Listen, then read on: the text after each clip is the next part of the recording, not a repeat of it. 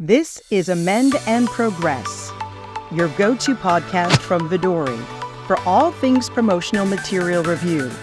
Get ready for actionable insights, valuable perspectives, and best practices to elevate your workflow and team morale.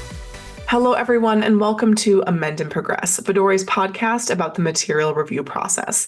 I'm your host, Annalise, and today we're going to be doing our very first clip show on Amend and Progress, highlighting some of the most popular conversations to date on the podcast. One quick thing I want to mention before we get into it today, if you're enjoying Amend and Progress, you're listening to the podcast or watching the podcast, please make sure you're subscribed, whether it's on YouTube, Apple, Spotify, or wherever you get your podcast. If you're enjoying the podcast, enjoying the conversations we're having with industry leaders and internal subject matter experts at Vodori, please rate and review the show. We would love your help in spreading the word about Amend and Progress. All right, so let's get into it today. So really excited to sort of highlight some of the amazing conversations we've had on the podcast so far. And we're actually going to be starting with a clip from the first episode number 1, titled How to Set, Measure, and Adjust Promotional Review Goals. The guest on this episode was Anne Swearingen, CEO at Tangerines Consulting. Anne is a regular on the podcast. We hear from her often. She is an expert in a whole host of areas related to content management and material review in life sciences. This episode in particular is focused on goal setting. We at Vodori really believe in the power of setting goals around your promotional review process. Oftentimes, companies think about goal setting at the beginning of the year, but we at Vodori believe that it's really an ongoing conversation that should be happening throughout the year. And so Anne does an excellent job breaking this down in this episode, talking about the fundamentals of even setting goals for the first time, what types of KPIs or what should you be measuring within those goals, how to talk about goal setting at your organization, and so much more. So here's a clip from episode number 1. Why? Why bother? Why bother setting goals for your promotional review team? I think, you talked about at the beginning, some of those maybe warm, fuzzy feelings that you can get from setting goals, but talk to me more about why teams should be thinking about goal setting. Oh my gosh, because everybody says, oh, content review takes forever. All these teams slow us down. We can't get out there fast enough. Yeah. Until they look at the data, until they actually get in there and say, you know what? We've done our job. We've kind of looked at this. So it really puts the naysayers away to say that, you know what, it is working well. Or if it's not working as optimally as it should, you can. So I've been at organizations where, they hated the process. They just, wasn't any good. But once we were able to put the goals in and get the numbers in and put some target review times, we agreed that all content had to be reviewed within 5 days. Maybe some organizations need 3. Maybe certain types need 2 days. And so all of a sudden, people have some expectations or internal service level agreements. And then you can start measuring against your benchmarks. All right. Next up is a clip from episode number 3, titled Collaboration Tips for Changing MLR Teams. The guest on this episode was Lauren Walker, who is the Senior Manager of Customer Success at Vodori. And this is a really important episode. I think we often talk to our customers at Vodori about collaboration. We know that the material review process is made of humans. It's important that those humans collaborate well to make the process run effectively and smoothly and efficiently. And one of the things that often happens is your teams are changing, right? Whether that's turnover or you're hiring or changes are just happening at your organization that affect the team. It's important that your process is able to sort of accommodate changes within your review team. And so Lauren talks a little bit about this in terms of what we're seeing today in terms of trends within changing MLR teams, and then really how to think about collaboration for a team that's in this state of ever changing, ever adjusting. Lots of great tips in this episode, one of our most popular to date. So here's Lauren Walker talking about collaboration tips. A couple of other trends that I'm seeing are the incorporation of more human elements into the process. While we've always seen some of our customers utilize a sort of meeting, an MLR review meeting or a PRC committee type team meeting, I think another interesting thing that I've seen some of our customers do is incorporate additional team time. One customer in particular has started a weekly office hours to bring a massive team together to just ask questions, whether it's about the process, whether it's about the expectations within their particular role or function, and even down to some technical questions about the tools that they're using. Mm-hmm.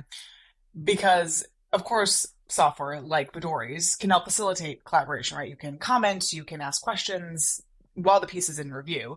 But I think one thing that you and I have talked about, separate of the recording, is that sometimes they need to come together and talk through maybe the stickier or more hairy topics that are preventing quick review times, or they're running into the same issue over and over. And so I think maybe not often, but it's, again, a reminder to don't forget the people, because the people do impact the process. And so the more you can sort of come together in an office hours or whatever the case may be to talk through those things, I think is so advantageous, and maybe something that we're starting to see a little bit more in a remote culture. Absolutely. Yeah. You hit the nail on the head. It's so important to talk through maybe trickier topics or touchier topics through more than just, writing comments back and forth to each other. Having an actual conversation can be so important in those particular conversations. Next up is a clip from episode 4 titled 2024 ABPI Code of Practice. This episode was with guest Rina Newton, co-founder of Code Clarity. This is all about the 2024 ABPI Code of Practice in the UK. So Rina Newton is an expert in this space in the UK. She comes onto the podcast to sort of break down what the Code of Practice is, a little bit of history behind it, and also provides some insight or foresight, I guess, into some anticipated changes that are coming within the Code of Practice for 2024. So take a listen. I mean, the other changes, and again, just to kind of focus on materials and their approval, one of the biggest ones that we're talking about is the introduction of QR codes. And the QR code will allow people to be able to scan and immediately access the prescribing information for a medicine on promotional material. Okay. So I love the fact that this is the code fully embracing technology. QR codes. I don't know how long they've been about, but I'm being kind of flippant there. I do think it's a positive step forward. It's something that can help companies making sure that the most up-to-date version of the prescribing information is always the one that is accessed. Hopefully making it simpler to access that in a format that's easily readable by the person trying to access the PI. I was just upset that it didn't take it further. I'm not a fan of PIs. I'm a big fan of SPCs. And if you are going to be linking people through to an official document that no longer has to be physically printed on the material, I would have loved it to have gone a step further and made that QR code always go directly to the SPC, so that we no longer have this kind of quasi-regulatory document in the PI that just causes so much headache for so many people in so many teams. That's really, me off my soapbox now. I think that's a really interesting point. Novo Nordisk were found in breach of the code last week, a couple of weeks ago, because they had linked to their PI, they'd included PI prescribing information. And then the PMCPA said, yeah, but your prescribing information is actually incorrect. This really important statement for one of their medicines in weight loss was in the wrong section. So to your point, Joe, if they linked to SPC, they wouldn't have had this issue, would they? All right, next up is a clip from episode number 6 titled 4 Perspectives on 2024 and Beyond. The guest on this episode was Scott Rovegno, CEO and co-founder at Vodori. And this episode is really about some of our own perspectives at Vodori heading into 2024 and beyond. But the conversation is very much still relevant as we're sort of mid-2024 and again looking to 2025 and beyond. We talk about things like content volume, AI, best practices, and why Vodori puts such an emphasis on process optimization and technology optionality. So the benefits of organizations being able to choose the technology that's best for them. Let's take a listen. Let's talk about technology optionality. Yes. Okay. We're very intentional in our perspective here. And I think, you'll be able to speak to this, but can you just even break open what we mean by technology optionality and then talk about the benefits of that? Let's link it back to competition. Great. I think that the world of commercial software in any industry is incredibly fast-paced. We've all seen those slides that attempt to summarize by category within MarTech, right? Sales and marketing technology, the hundreds of different logos that comprise the leaders in each of those different functional areas, from campaign management to CRM to analytics, you name it. And I think having grown up in that commercialization software world, I think that that's awesome. And I think brand managers and marketing leaders should have the ability to select the software that makes the most sense, their requirements, their budget, for their use case. And the best solution to meet those requirements should be, therefore, permissible and selective, which means, therefore, that we have to be ambidextrous and anticipate the fact that it's one CRM in one customer, another CRM in another customer. The sales enablement world is incredibly well populated with really outstanding platforms for content delivery to sales reps. If we were to pick 25 of our customers, we would probably find 7 or 8 different sales enablement platforms within. So the ability to allow those customers to select the best solutions for them and then guarantee to them that we can create and leverage trusted integrations and connectors to those platforms, we're driving competition into the arena, which is a good thing. We're offering optionality and choice to the buyers and to the users, which is outstanding. And I think it's an interesting time in software right now. There are a lot of big name companies that are being held to task by the European Union and now increasingly in the US Department of Justice for creating very proprietary closed systems. In my view, proprietary and closed reminds me of, when I got my start in software, and that was a thing. Well, then you had open source and commercial open source and interoperability and standards bodies that were developed to ensure interoperability across these massive industry-changing platforms. And so that, for me, is the belief system that I abide by. I think interoperability is a core requirement to creating a best-in-class environment and allowing each brand team to select the software that makes the most sense for them. Next up is a clip from episode number 16 called Modular Content, Is It Worth It? Guests on this show are Alana Goodman, Program and Operations Lead at Decisive Consulting, and Stephanie Taubin, Founder and CEO of Taubin Collaborative Solutions. We hear about modular content all the time within the life science organizations. There's certainly lots of perspectives and opinions about this, and this is an incredibly in-depth episode about modular content, what it really is, the pillars of modular content, how it works. And both Alana and Stephanie do an excellent job in this episode breaking down this topic, providing some really interesting perspectives to help organizations really think about modular content and if it's right for them and their organization. So let's go ahead and take a listen. I've had MLR meetings where people have slammed hands on the table and sworn at the person running the meeting and, telling people in the review committee that they're wrong and they don't know what they're talking about, but using horrible words and calling them horrible names. And these are things that are pretty widespread when you're talking MLR. Like, this is a commonplace behavior.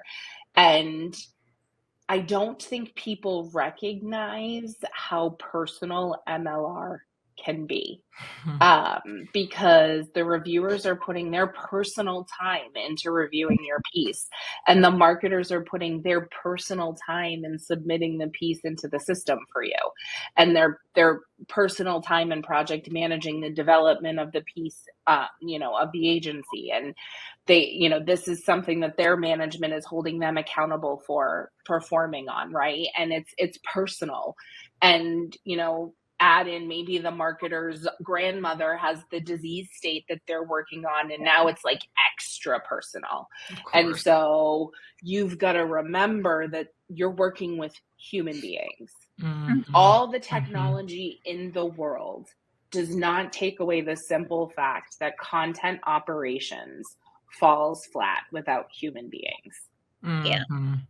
Yeah. And if I can piggyback on that, I think, Please. everything that you're saying is so spot on, right? Because if the review and PRC meetings are as challenging as they are today, I think organizations need to think about how much more pressure they're putting on these teams, asking them to actually pre-approve this content, right? Seeing it once, maybe twice, I don't know, whatever. Every organization is going to stand this up differently, right? But I think that that's a lot of pressure to put on these folks to say, okay, I'm going to pre-approve this image with this claim statement, right? And that this is going to make up a module and I'm comfortable with this. And we're going to put it in the system and then allow end users to take a set of business rules and pre-approved templates, create their own materials, right? That's a lot of pressure for these folks. Again, they're humans and they're on the front lines of protecting the organization, right? So there's so much thought that needs to go into the development of creating these modules. And again, when you think about, you need to put your foundation in place and make sure that you have a robust digital asset management system. You're getting your assets from your agency, you're curating your DAM, you're establishing a really robust metadata strategy. You've got your rights management. Once you have all that, then you take it to the people and say, okay, people, this is what we own. This is what we want to put together. We want you to pre-approve this. We want these templates. We want these business rules. That's where you're going to start to really feel the pressure of the rubber hitting the road with modular. Sure. All right, the final clip for today's show is from episode number 10, titled AI and Material Review. The guest on this episode was Niki Drelicharz, VP of Product at Vodori. No surprise here, AI has been a hot topic this year, very much talked about on both Amend and Progress and all other types of podcasts. And, often being a material review platform, we at Vodori are being asked, how does AI fit in? What does this look like? And so Niki does a really excellent job here breaking down sort of our perspective on AI, where it stands today, FDA opinions, and maybe some hypotheses or interpretations of how she thinks AI is going to be showing up in the material review process. So let's go ahead and take a listen. I'm hearing it's unregulated, a little bit unpredictable. There's some thinking of AI in life sciences, but in other areas like material review, there aren't as clear of, guidelines or even thinking from the FDA.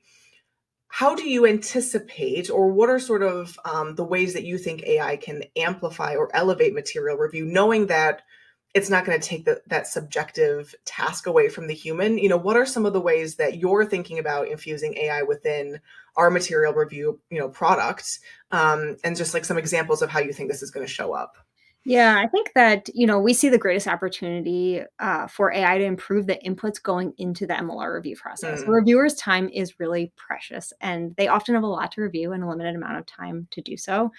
Yeah. So I think that there's a tremendous opportunity to mitigate a lot of the repetitive tactical triage, the time that they're spending reviewing the objective aspects of the content, so that we can enable them to spend their limited amount of time on the subjective, really reviewing the meat of the content. If we think about MLR content creation as a continuum, you've got the creation of the content, the preparation and substantiation, the review and approval, and the distribution. We're already seeing AI used quite a bit on the distribution aspects. So there's a lot of sales enablement tools out there that will recommend materials based on prior ones that a sales rep has used and the customer reception to those. But really, there's a substantial opportunity upstream of that process in the preparation and substantiation phase to improve the quality of the content that's feeding into the review process to ensure those reviewers can focus on the meat of the content. So, on the substantiation front, identifying the claims being used in a document, potentially identifying new claims in the material that have not yet been approved, or areas that are lacking in substantiation. Before sending materials in for review, having some sort of automated check for common reasons that content is getting sent back. branding issues, spelling issues, potentially non-compliant copy being used in there. So maybe a piece of copy that had previously been rejected. If you can flag those things earlier on in the process, it could really help reduce that cycle time. So it's not going to go back for recirculation and ultimately get the content to market faster. So really that's where we see the greatest opportunity. All right, everyone, that's our show for today. I hope you enjoyed being able to experience lots of different Amend and Progress episodes at once. It's such an amazing opportunity to see all the types of conversations we're having on the podcast. And certainly thank you to all of the guests that have come on so far to share your insights and perspectives and opinions. It's truly making the podcast what it is today. Our conversation doesn't stop here. Please follow Vodori on LinkedIn for updates on new episodes, ask us questions. We'd love to hear any feedback or even suggestions for topics you'd like us to cover in future episodes. You can subscribe to Amend and Progress on YouTube, Apple, Spotify, or wherever you get your podcasts. Until next time, this is Annalise signing off for Amend and Progress. Have a fantastic day.